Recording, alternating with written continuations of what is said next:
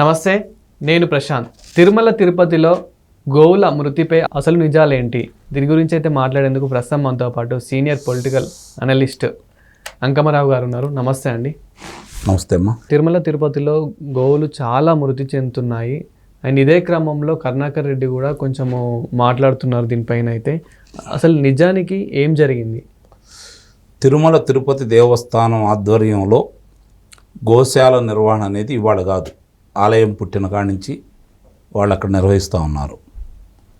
చాలామందికి తెలియని విషయాలు ఏందయ్యా అంటే, తిరుమల తిరుపతి దేవస్థానానికి సంబంధించిన గోశాలలో భారతదేశంలో విశిష్టమైనటువంటి జాతులైనటువంటి గోవులను సంబంధించి 40 రకాల జాతుల్ని సేకరించేసి అక్కడ వాళ్ళు ఎలాంటి సేంద్రియ వ్యవసాయ పద్ధతుల్లో ఏ విధమైతే చేస్తారో అట్లాగే సేంద్రియ అయినటువంటి గడ్డి కావచ్చు, లేకపోతే వాటికి సంబంధించిన ఆహారానికి సంబంధించింది కావచ్చు, వాటి ద్వారా సేకరించిన ఆహారాన్ని మాత్రమే వాటికి అందజేస్తూ, కారణం ఏంటంటే ఆ ఆవుల నుంచి వచ్చేటువంటి పాలు, నెయ్యి, వాటిని దేవదేవునికి సంబంధించినటువంటి నైవేద్యాల్లో వినియోగిస్తారు.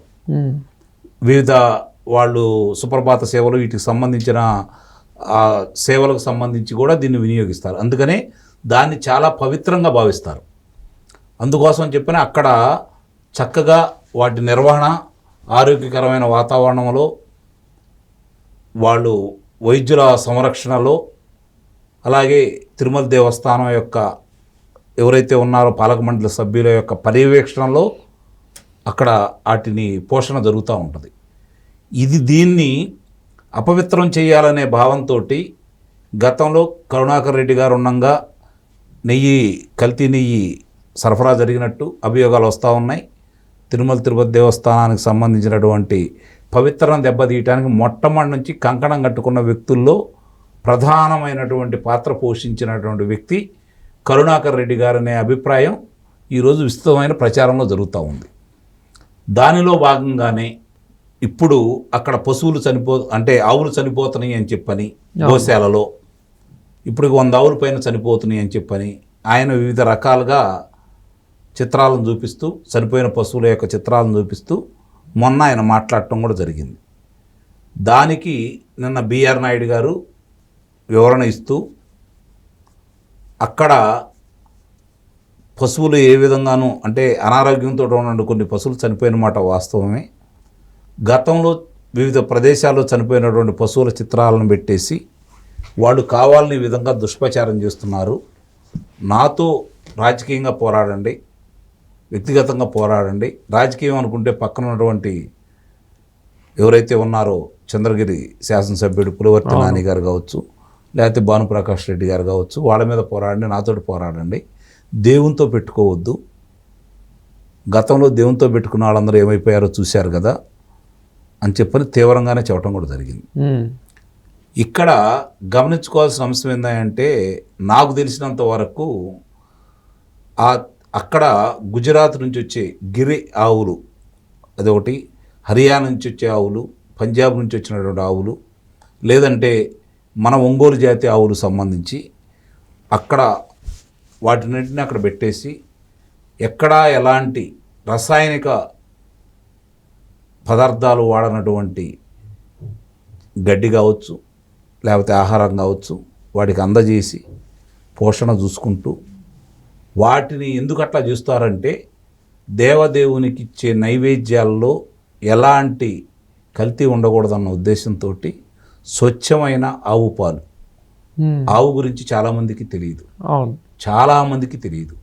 ఈరోజు మన ఇంటి పెరట్లో కనుక ఆవు ఉంటే మనం ఆ ఆవుని సంరక్షించేది ఒక అరగంట కనుక మనం కేటాయించుకోగలిగితే నాకు తెలిసి 5 సంవత్సరాలు అధికంగా బతుకుతారు ఎవరైనా సరే. అంటే మనకి ఆవు పాల వల్లనే కాదు, ఆవు పేడ వల్ల కూడా చాలా దాని విశిష్టత అనేది మనం మామూలుగా పోల్చలేము. అన్ని విశిష్టతలు అయితే ఉన్నాయి ఆవు పాలకు సంబంధించి కావచ్చు, వాటి నుంచి వచ్చి మీరు అన్నట్టు పేడ కావచ్చు, వివిధ దాని మంది. అందుకనే అది దేవదేవునికి మనం నైవేద్యంలో కావచ్చు, లేకపోతే వివిధ సేవలకు వినియోగించే కార్యక్రమంలో కావచ్చు, అంత పవిత్రంగా ఉండాలనే భావంతో ఈ గోశాలను ఏర్పాటు చేసేసి వాటి ద్వారా వచ్చే ఉత్పత్తుల ద్వారానే ఈ నైవేద్యాల్లో వినియోగిస్తూ ముందుకెళ్తా ఉంది దీన్ని నాశనం చేయాలనే తలంపుతోటి ఆయన ఉండంగా ఇప్పుడు వాళ్ళే చెప్తున్నారు కదా కొంతమంది ఆ ఆహారానికి వాటికి ఇచ్చే పోషకాహారాలకు సంబంధించిన దాంట్లో పురుగులు పట్టిన వాటిని కూడా కరుణాకర్ రెడ్డి గారు ఉండగా పంపించారని చెప్పని వాటిని వాడారని తద్వారా కొన్ని ఆవులకి అనారోగ్యం పాలయ్యి కొన్ని చనిపోతానే ఉంటాయి కదా ఆవులు జీవితకాలం అయితే ఉండవు కదా. అవును, ఆవులు ఉత్పత్తులు అవుతూ ఉంటాయి, చనిపోతూ ఉంటాయి. దాన్ని పోషించే విధానంలో వాళ్ళ చిత్తశుద్ధిని బయటపెడతా ఉంటాయి. వాళ్ళకెటో అది లేదు. ఇప్పుడు వీళ్ళు చేస్తున్నారని కడుపు మంట. ఎన్ని చేయాలన్నా కూడా ఇప్పుడు హరినాథ రెడ్డిని ఉపయోగించుకొని బిఆర్ నాయుడు గారు స్పష్టంగా చెప్తున్నారు కదా, ఆయన విధుల నుంచి తొలగించినటువంటి అధికారి.